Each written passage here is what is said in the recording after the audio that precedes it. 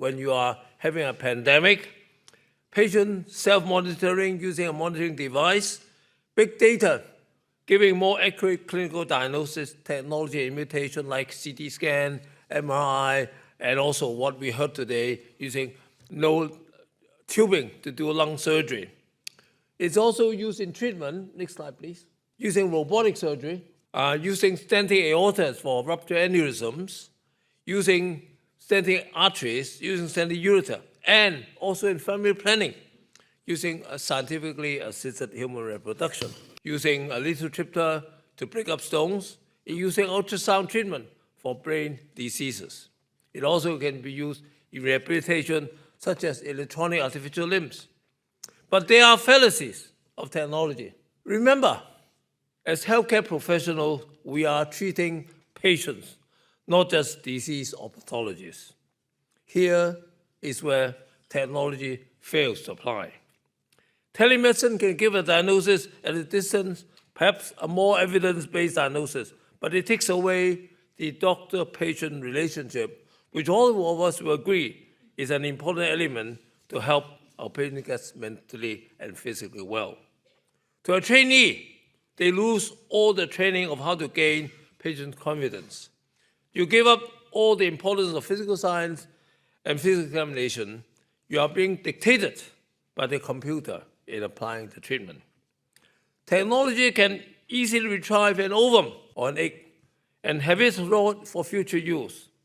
Scientific technology can store sperms and ova can be fertilized in the test tube to form embryos and reimplant back to the mother or a borrowed uterus for pregnancy.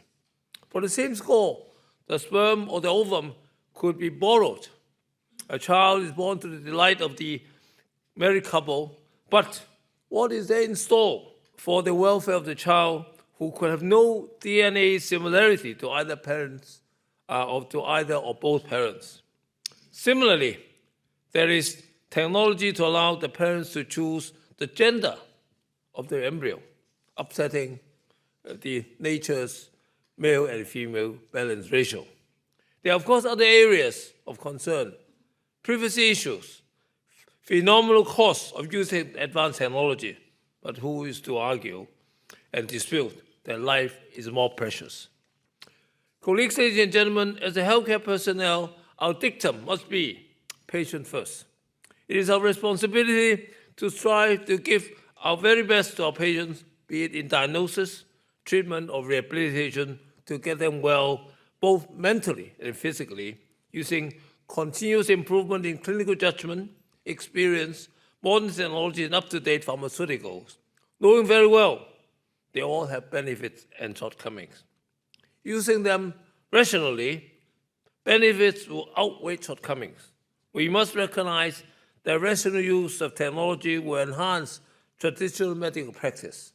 We must also recognize that technology is not a replacement of traditional medical practice, but it's a complement to it. Medical medicine basically is an art and will always remain an essential component of patient care.